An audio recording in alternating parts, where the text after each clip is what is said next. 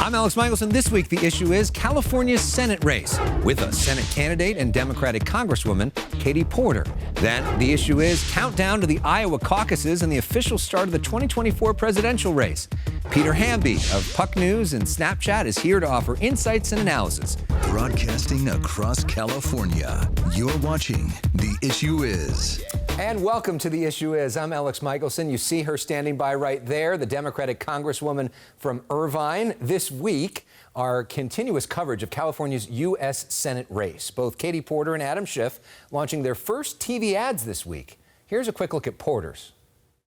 Shake up the Senate with Democrat Katie Porter. I'm Katie Porter, and I approve this message. The ad highlighting her famous whiteboard and efforts to combat corruption. It began airing first in the Bay Area. Comes on the same week she told House Oversight Committee that it, quote, sucks the way they're handling Hunter Biden. Congresswoman Katie Porter joins us now from Washington. Congresswoman, welcome back to The Issue Is.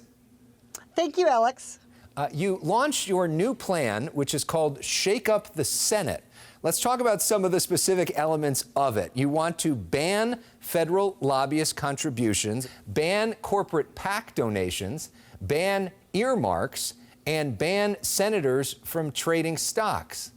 How do you plan to pass that plan through the Senate when so many of the senators literally profit off of what you're proposing? Well, that's exactly the problem, Alex. We have a Washington that doesn't focus on the challenges facing Californians. And that problem isn't going to get better unless we elect people who are willing to challenge the status quo, who can see the ways that big corporations and special interests are controlling the conversations in Washington. Let's talk specifically about earmarks, which you want to ban. Basically, earmarks are specific projects that members of Congress request funding for on behalf of their constituents. Almost every Democrat supports earmarks, including your mentor and friend, Senator Elizabeth Warren. Senator Warren's website lists a long list of earmarks in Massachusetts that she's proud to support. Why is Senator Warren and so many others wrong when it comes to the issue of earmarks? So there is a long history of these pet projects of politicians inviting self-dealing, corruption, graft. I think the important thing is that Californians should elect someone like me who's going to be a warrior for California, who's going to fight to bring resources, good, high-paying jobs in clean energy and other industries back home to California. But we want to do that all across the state. We want to do that for all Californians, not just for a handful of people or a handful of communities. But doesn't earmarks sort of give Californians their taxpayer dollars back? In a way, we're spending so much money into the system that we get projects specific to us. Actually, Republicans actually get more money than Democrats do. And so this has actually been a longstanding problem. California only has 2 senators. So when you think about a system in which 100 senators from 50 states all get the same amount of earmarks, I would actually say they're shortchanging California, as opposed to dealing with a system based on what our communities need. We are excited that you've agreed to be a part of the first TV debate of the Senate race. We want to show some info about that. We hope everybody will tune in on Monday, January 22nd from 6 to 7:30 p.m. on Fox 11 Los Angeles, KTVU in the Bay Area. I'm one of the moderators. The top 4 polling candidates all confirmed to be on the stage at USC. So, Congresswoman Porter, what is your strategy for the debate? This is a chance for me to talk about what I've accomplished in my 5 years in Congress, what makes me different, for example, that I'm the only candidate in this race, only elected official in this race who's never taken corporate PAC money, who refuses lobbyist money. I went to Washington to try to unrig a set of rules that are shortchanging Californians, and that's the message I'm going to be driving home in the debate. You know, since we've last talked, we've seen Republican baseball legend Steve Garvey emerge. He's been climbing in the polls. Our qualifying poll has the two of you essentially statistically tied, although he's technically in the lead with the margin of error of the poll. And I'm curious, what do you make of him, of Steve Garvey, the candidate? And do you think he's a real threat to get in the top 2?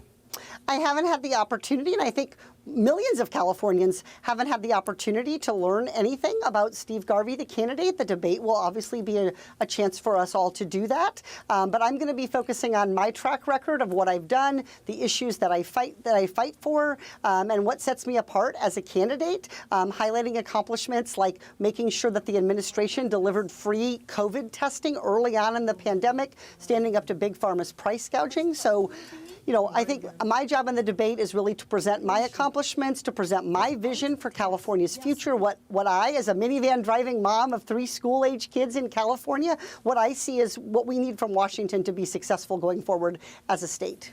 So to use a baseball metaphor, you didn't take the swing at Steve Garvey when you had the chance to do so there. That's interesting. This should be a spirited debate. Yeah. This should be a spirited race. But I think it isn't. People are really tired of the partisan bickering. You mentioned earlier this week that it was a very partisan and kind of difficult week in Congress. And I think that, taking sort of back and forth partisan bickering doesn't drive home to voters the truth, which is that I understand what they really care about. Another issue that a lot of people care about that we've seen a lot of protests in the streets over is what's happening in the Middle East right now. Another one of your competitors, Congresswoman Barbara Lee, has criticized you for not making your position clear enough. We want to put up a tweet that she sent out where she says, "A conditional ceasefire is not a ceasefire at all. We need leaders who set the pace for change, not half-heartedly follow along when it's politically expedient." So just to be clear, what are you calling for? Are you calling for a permanent ceasefire from Israel in Gaza? So a ceasefire is an agreement between the parties to a conflict to end it. That's it. That's the definition of a ceasefire. So it will require both Israel and Hamas deciding to end this conflict. And I think getting us there is going to require certain things happening. It's going to require things like freeing the hostages. It's going to require making sure that Hamas is no longer in leadership of Gaza. It's going to require a vision for a better future. I think we all should be supporting a ceasefire here, but it's not enough just to say a magic word. You have to be pushing for the conditions on the ground that bring the parties to the end of the conflict. So you're essentially saying that you think that Congresswoman Lee has called for a ceasefire too soon? Well, Congresswoman Lee did call for a ceasefire on the morning of October 8th at a public event that all the Democratic candidates were at. At that time, Israel was reeling from the Hamas terrorist attacks on it. And so, I think that it is important to recognize that Israel, as every other nation, has a right to defend itself from terrorist attacks. And at the same time, Israel has the obligation, like every other nation in the country, to conduct war in accordance with the rules of war. Let's end with a couple fun things, because we like to have fun on this show. It is award season in one of California's signature industries, entertainment. I know you don't have much time probably to watch movies. Do you have a favorite movie of the year? I don't think I have a favorite movie, but I did just watch Beef, the Netflix series, and thought it was terrific. And it's set in California. Okay, very nice. The last time we talked, you told us you were going to traverse the state in your minivan. We have seen that minivan up close. It is probably the most famous minivan in all of California. You recently had a landmark birthday. You turned 50. And that's something that you said publicly, so I'm not breaking that news. It's not a secret, Elex. I'm 50. What does that milestone mean to you? And what have you learned in this past year about the state and yourself as you come up to that milestone? Well, for me, it's been an incredible opportunity to hear from Californians across the state that while each of different community, different part of California, different region has its unique challenges, a common theme is that they do not understand why Washington isn't focused on the problems that matter to them.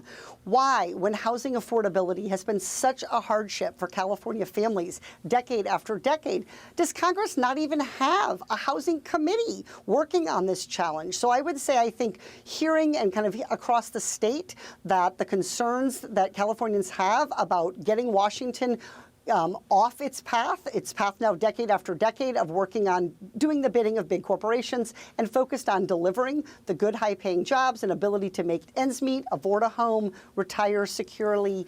I think those are things that really unite Californians. And so I think that kind of commonality among my conversations with Californians, I think, has given me a very clear vision for what I want to do as California's next senator. And what does 50 mean to you?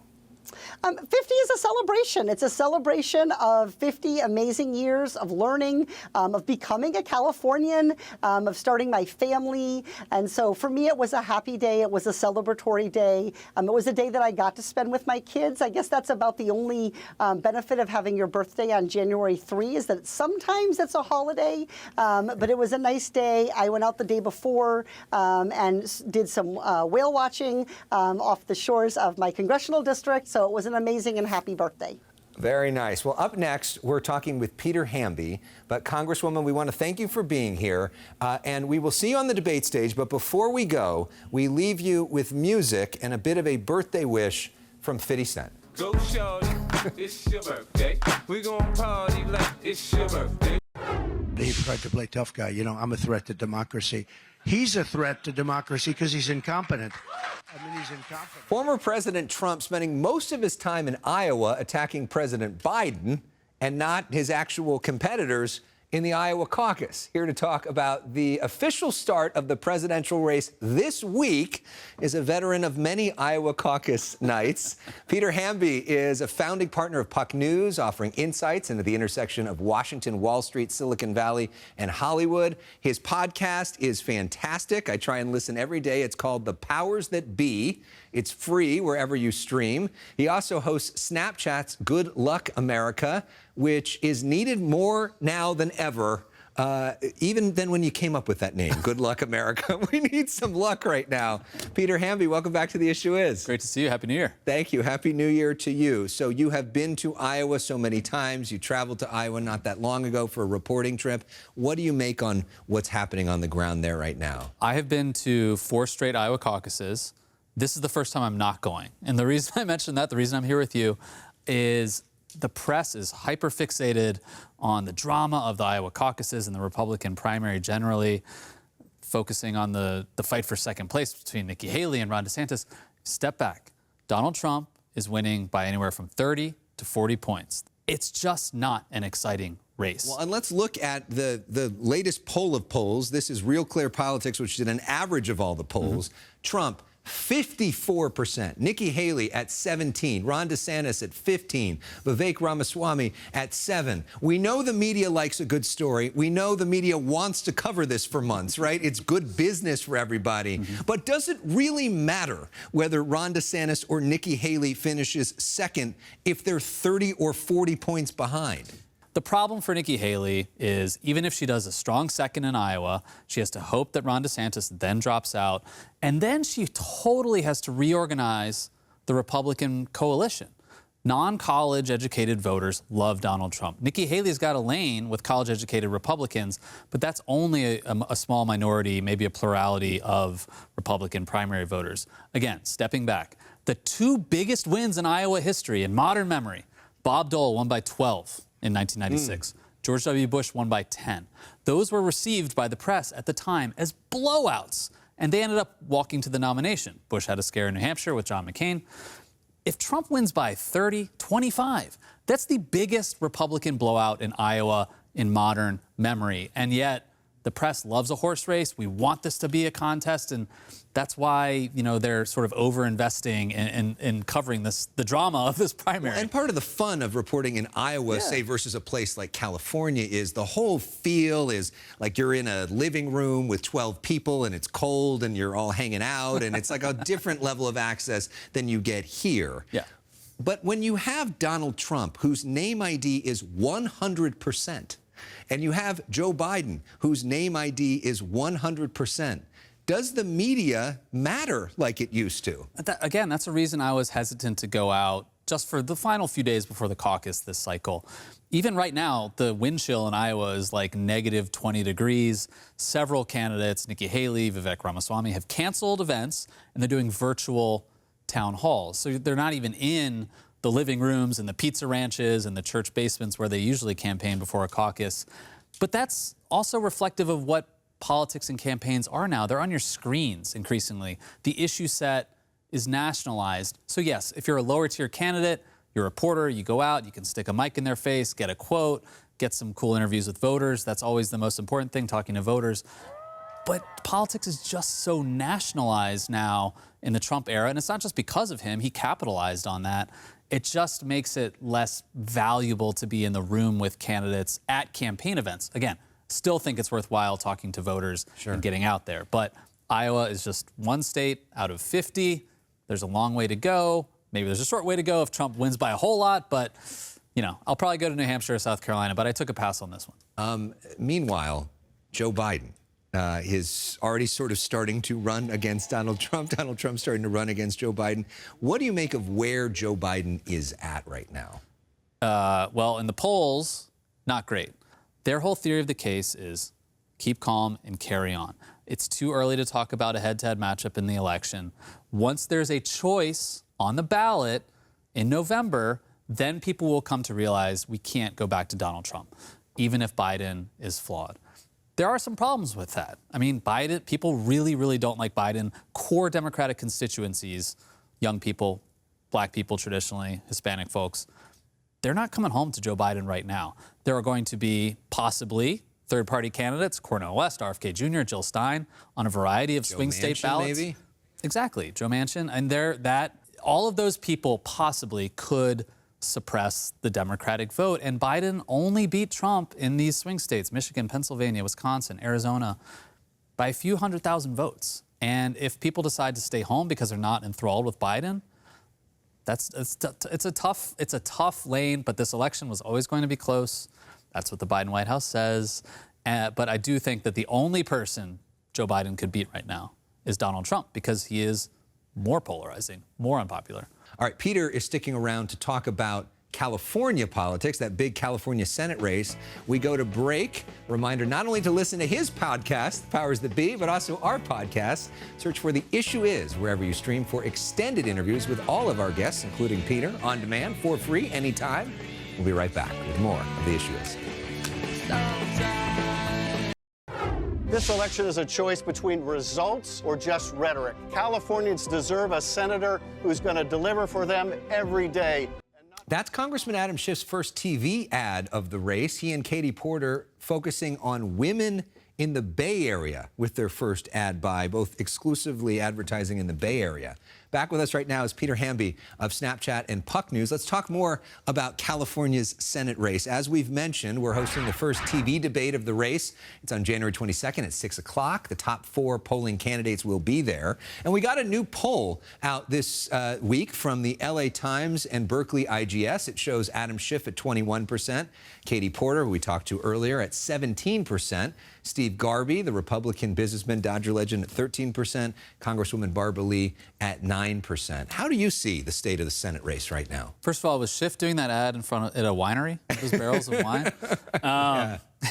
I was looking at these poll results this morning, looking under the hood, just like you. It feels like Adam Schiff has put together something of a coalition so far. Obviously, he's the most famous candidate. He goes on MSNBC and CNN all the time. He's famous from all the Trump wars. He's raised a ton of money. But he's beating Katie Porter and Barbara Lee among women, for example. Across the board, his numbers among a variety of subgroups are just better than the rest. The other thing I noticed was that Katie Porter's number since the last poll is just flat. If you look at the LA Times online, they do a graphic. It's kind of nice. I love a nice graphic. Yeah. Katie Porter since last poll, just a straight line at 17%. No growth.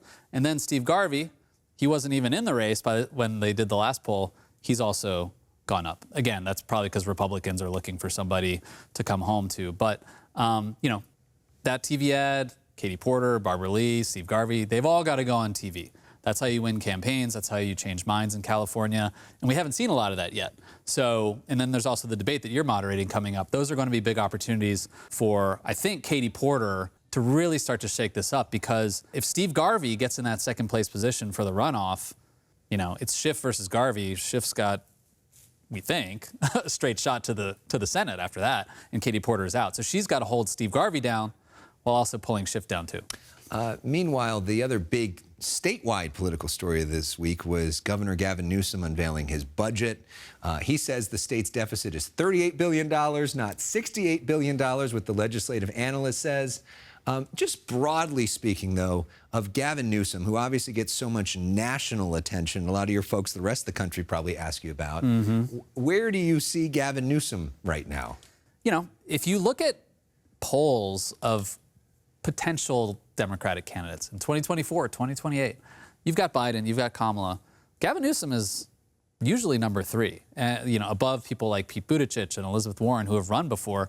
And it's because he's done a good job both as a Biden surrogate, punching at Republicans. He did that debate with DeSantis, but going into other states and making the case that California just does things better. The flip side of that is people think Gavin Newsom is, you know, a slick socialist from California who's spending too much money on every program, which is maybe what that budget reflects. Peter, we love having you here. Thank you so much for your perspective. It's great speaking with you. It's great to be here and not in freezing cold Des Moines. Exactly. It's the place to be. We go to break. Speaking of Governor Newsom, with his announcement of the latest class of the California Hall of Fame this week, there are 17 different names, including former San Francisco Mayor Willie Brown, Ava DuVernay, the great filmmaker. It's a wide-ranging group that also includes the Go-Go's. So we go to break with their music. Take it away.